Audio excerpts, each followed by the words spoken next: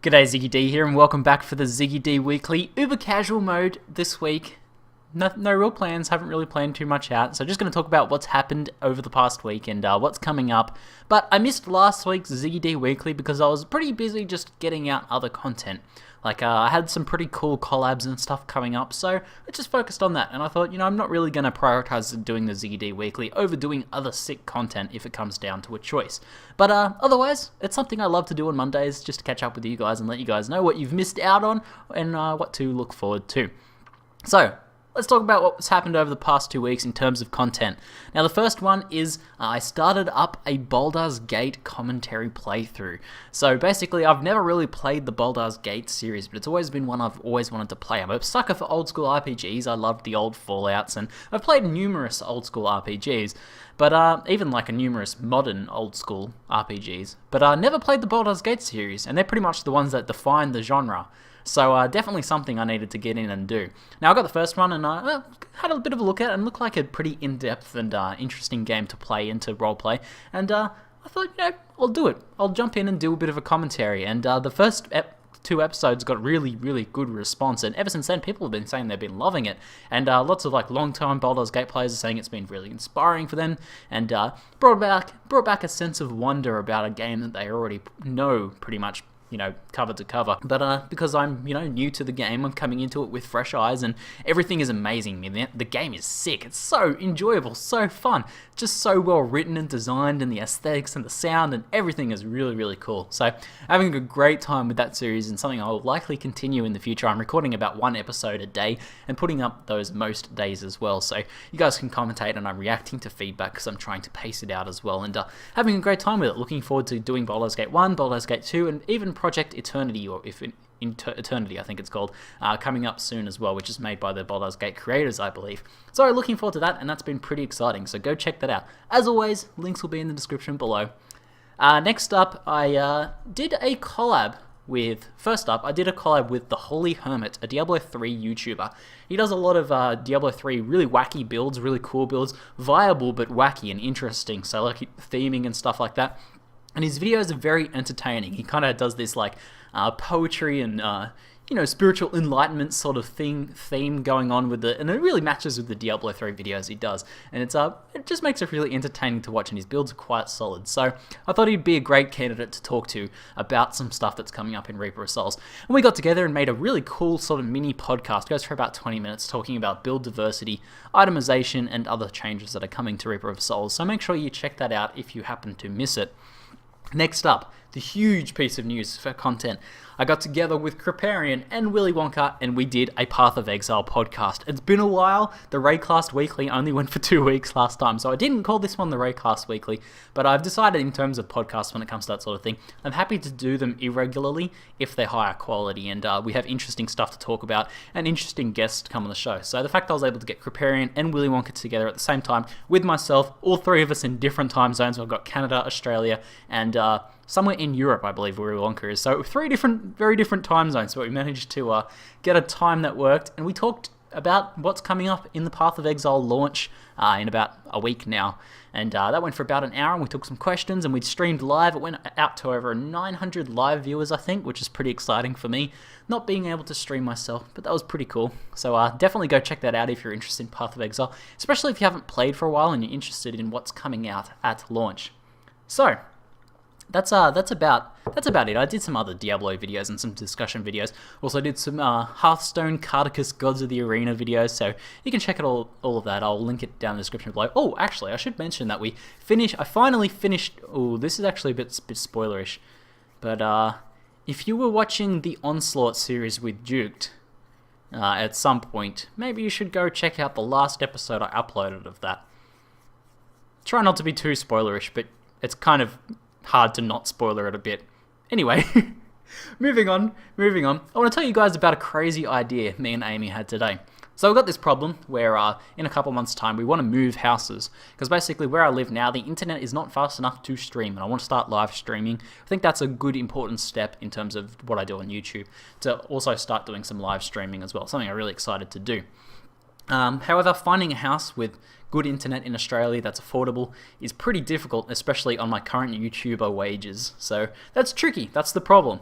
But we had this crazy idea today, and it's kind of an idea we've toyed around in the past a little bit, kind of just fantasizing, but today we actually thought, hey, this is actually something we could potentially do. The idea is to set up like a pro gaming / pro streaming and YouTubing house. So basically we get a more expensive, nicer, bigger house with more rooms and things like that in a place that has the national broadband network, so cable fiber in Australia with really good internet. Set it up.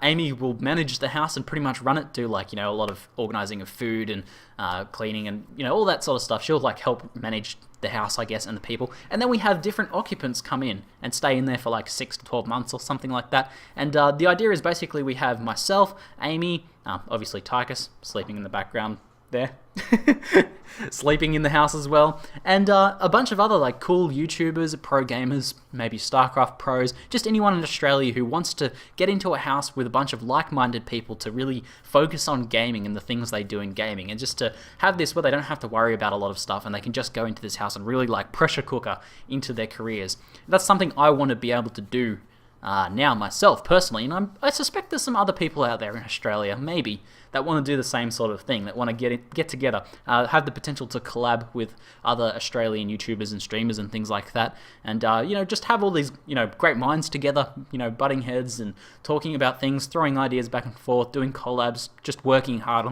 on their gaming passions. And that's pretty exciting. Basically, we'd be able to divide up rent, we'd be able to divide up all food, internet, all those sorts of expenses. In the end, it would be for us much more affordable. It would be put a lot of our like passions in line. Like Amy has always wanted to like run a bed and breakfast or something like that, so that would be something she could really enjoy. And just the idea of having a bunch of gaming YouTubers or streamers or pro gamers in the same house together talking about gaming all the time. Ooh, that's exciting. So just a crazy idea, very early in the idea stage day. We only really came up with this idea today, but something that could potentially happen. I have been seeing this sort of idea happen in the US. There's a few streaming houses get set up, and there's tons of esports pro gaming teams houses going on. So something like that in Australia, I think, would be the first of its kind and could be pretty exciting and possible.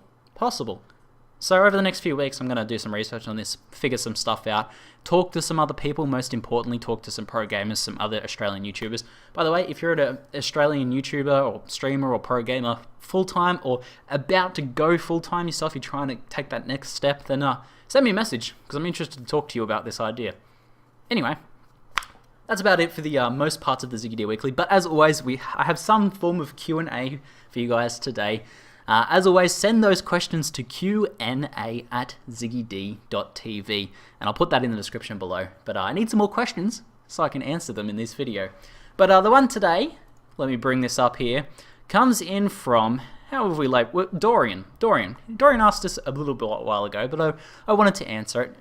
He asks, what would I do basically in the zombie apocalypse sort of scenario? How would I encounter that? And he's got a bunch of follow-up questions for that. Now, I have to say, I think it's pretty normal for all young boys to fantasize about, not what you're thinking, to fantasize about the zombie apocalypse. That's pretty normal. Amy's cracking up at me. Good stuff. I'm funny. I think all guys at some point in their lives fantasize about the zombie apocalypse survival scenario.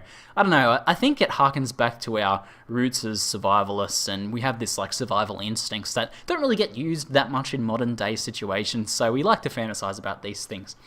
However, I have to say, a bit of a reality check is that once you get a cute little dog like this, and a girlfriend like Amy, it kind of ruins the fantasy.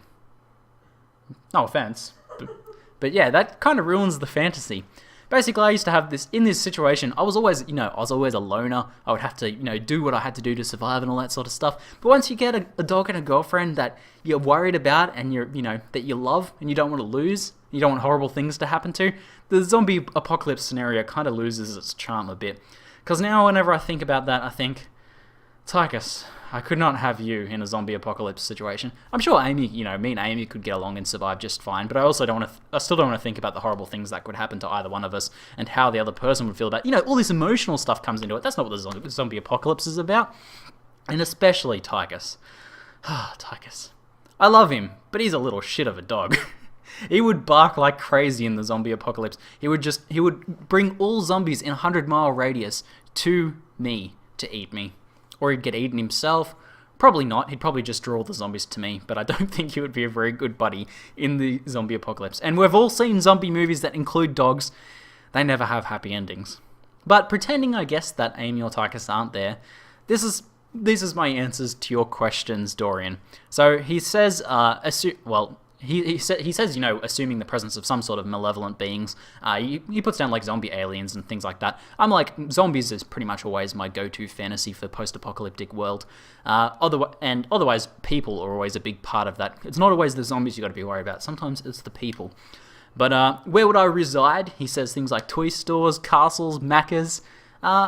Two-story houses are always a really good choice, at least for temporary accommodation in zombie apocalypse, because as long as they have one staircase that leads upwards, the zombie survival handbook, I've actually read a fair bit of zombie literature, says to basically pull out go to the second story, you know, get all your supplies and stuff up there, and then just tear out the staircase. And the zombies I choose to believe would happen if zombie apocalypse ever happened are the slow shambling sort of zombies, not particularly smart or dexterous, and they'd be screwed up by not having a staircase there, so you'd be okay there for a while. As long as you always have a backup escape, some way of escaping through the roof is always a good idea. Two-story houses is always good.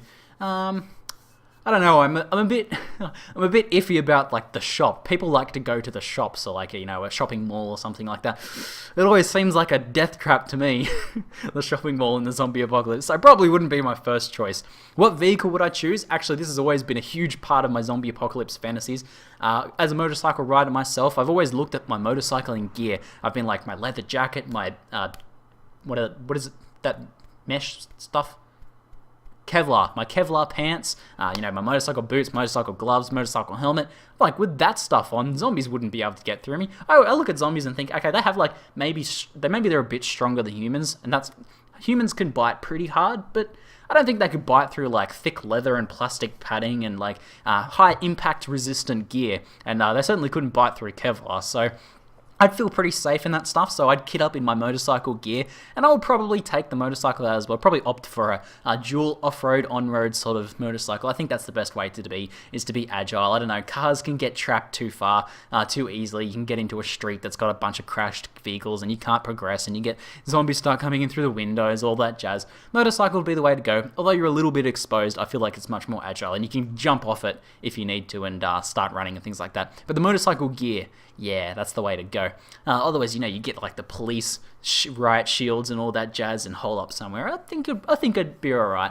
But you know, I'm not particularly strong or endurance or fit or anything like that at the moment. But I feel like I could at least outsmart the zombies. But when it comes to other people, I think I do the best when it comes to dealing with other people and cooperating with other people. So I would be inclined to, not so much trust other people that I join, but try and get people together to work together. I think that would be my role in the post-apocalyptic environment. But as always, you should always be wary of other people in this situation, because you just don't know if they are a bandit at heart. And some people, I think, would love this situation too much and would love the lawlessness and the ability to do what they've always wanted to do.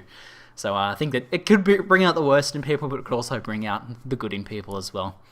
But yeah, I can't really think too much more about it, because as I said, those fantasies are ruined now. Little Tychus. Anyway, hopefully you enjoyed the ZiggyD Weekly for this week. Let me know what you thought, what you're keen to see in terms of upcoming content. I'm just going to be doing some Path of Exile stuff. Path of Exile launches pretty soon, so mostly going to be focusing on that, but also doing that Baldur's Gate playthrough and a little bit of Hearthstone as well. Anyway, that's it for now. I'm ZiggyD, and thanks for watching.